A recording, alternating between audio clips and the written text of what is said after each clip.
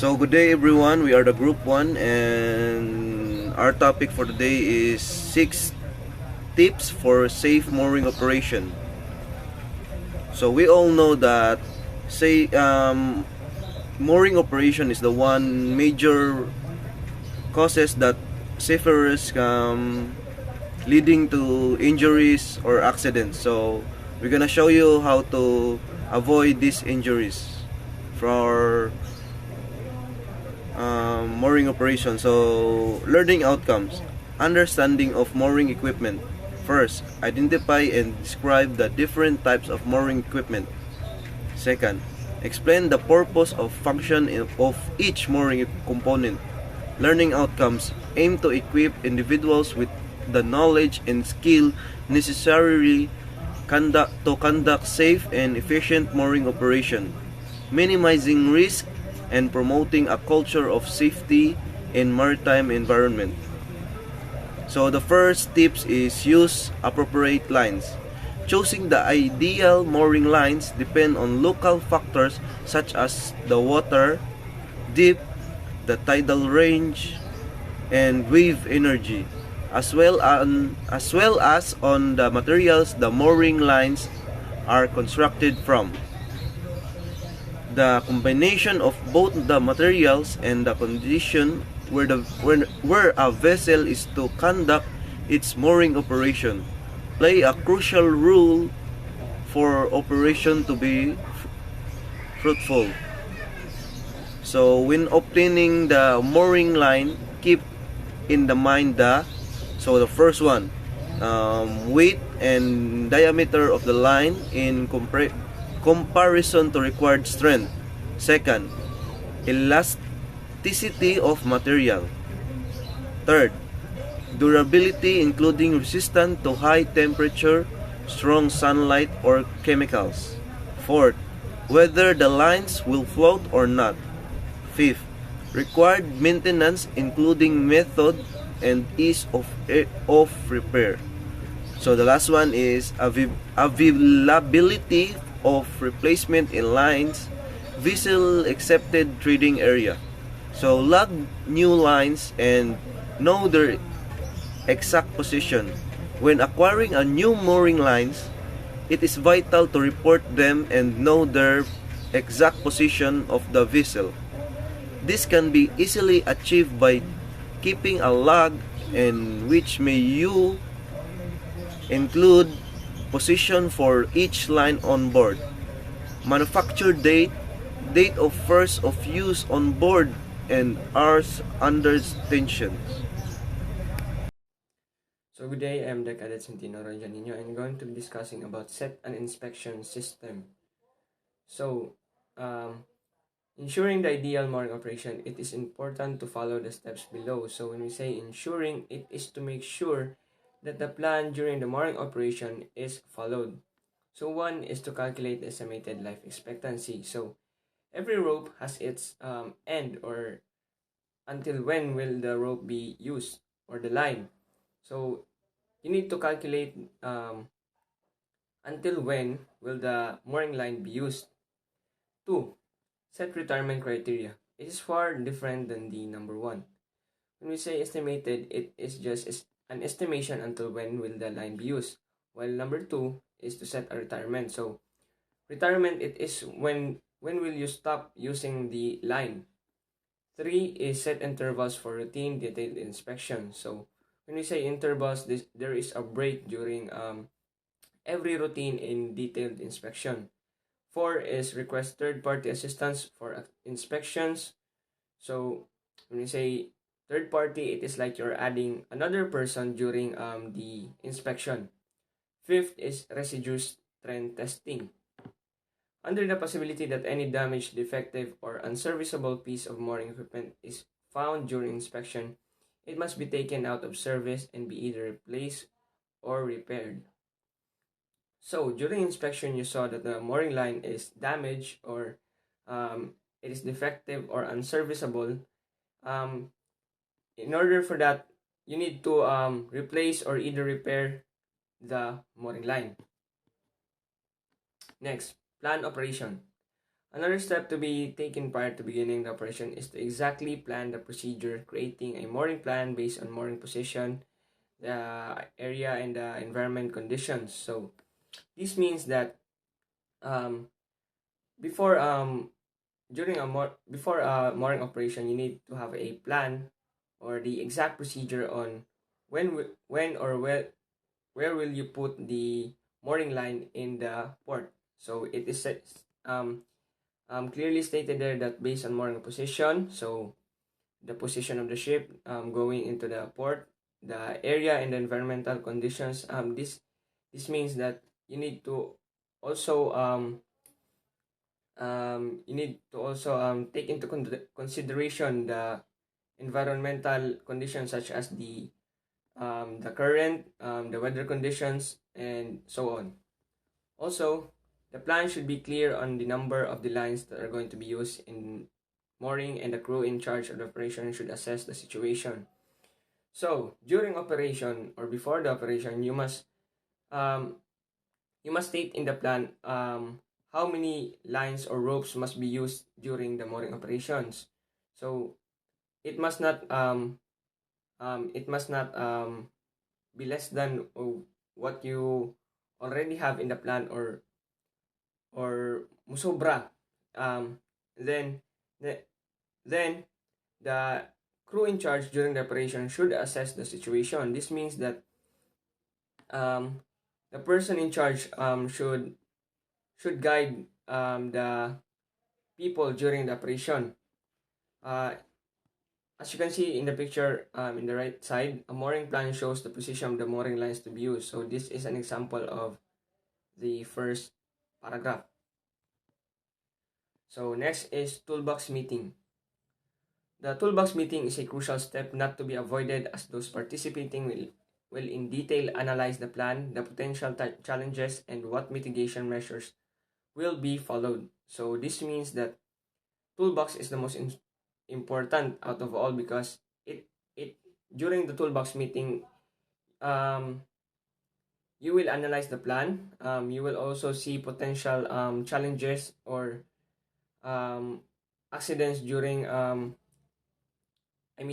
you will see potential hazards during the um, mooring operation. So next is, moreover, the meeting will provide safety instructions for those who will conduct the operation. So in case of emergency, they will be able to handle the situation and highlight that all mooring area is a snapback hazardous area, meaning that all crew should be extra cautious during mooring. So, as I said before, during the toolbox, the you will have to analyze the plan. So during the toolbox meeting, it will be stated there that where will be the safe area, or what will be going to be used, or you will also be what you call this you'll be told what to do, or where's the safe area, just like that.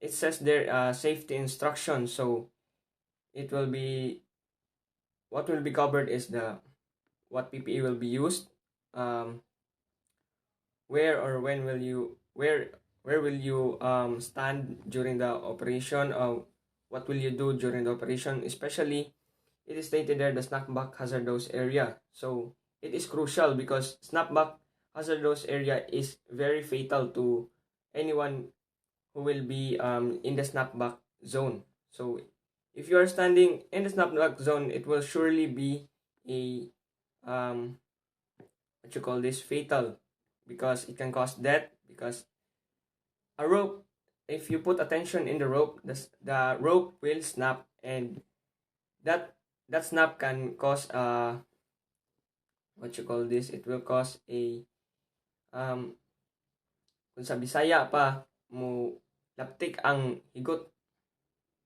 nya, mo nay makakos og accident or death.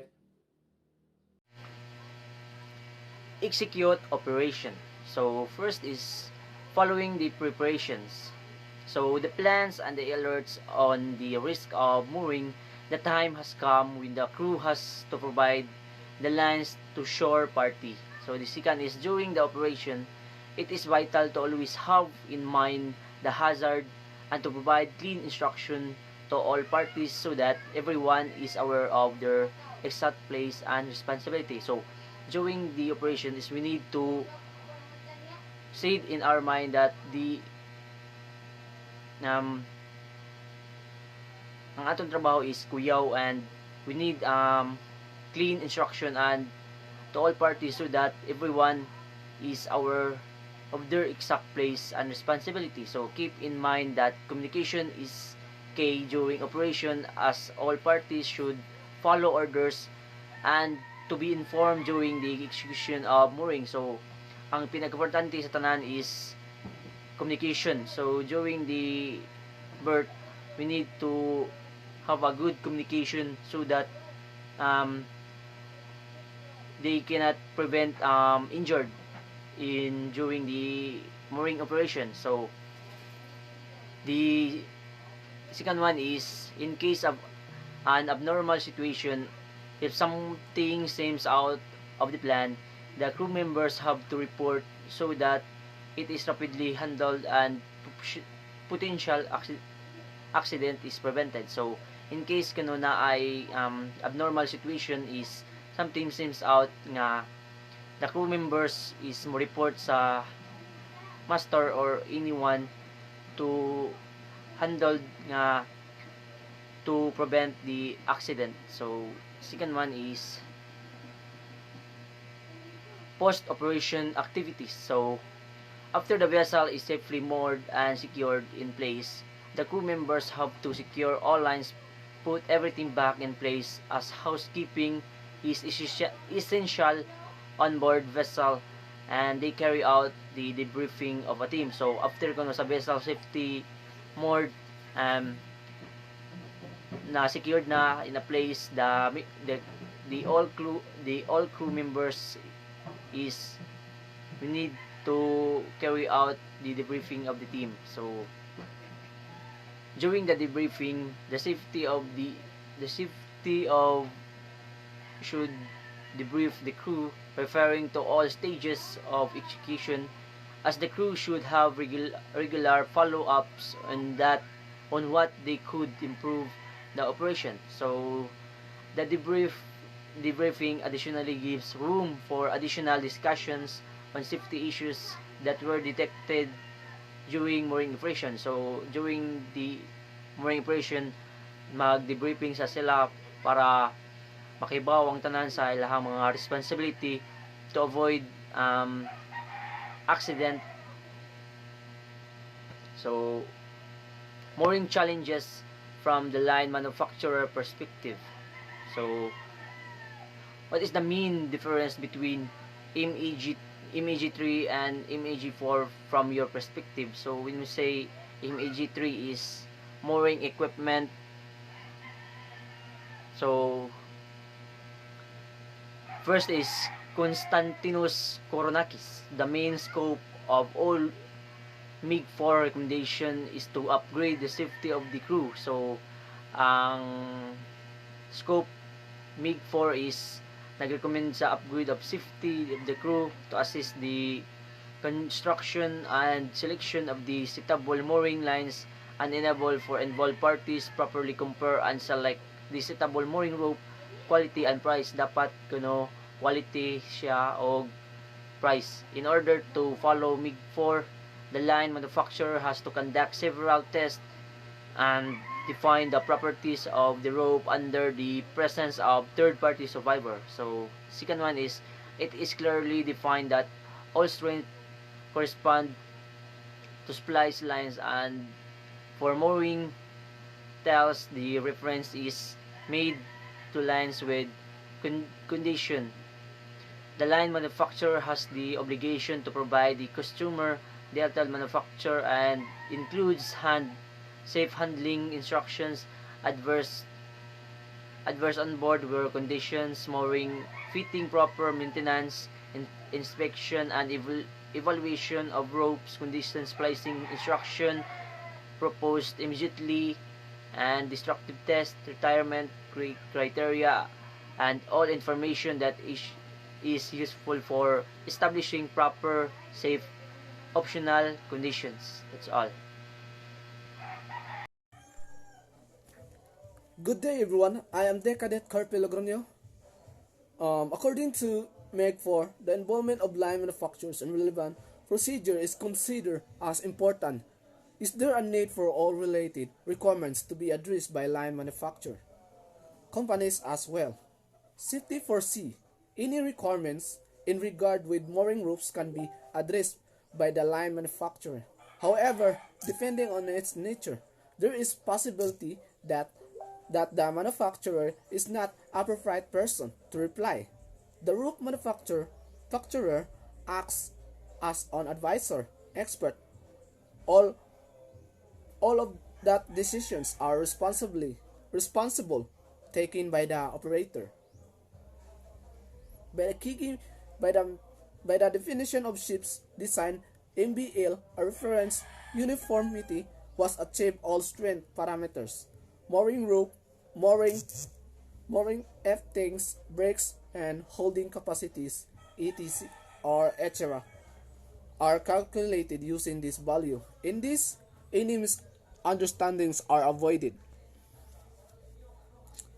According to MEG 4, paragraph 5.4, each mooring line needs to be assessed for service life expectancy, involving consultation by manufacturers, and how easy is to determine the service life expectancy of a new line, that of what factors should be taken into consideration.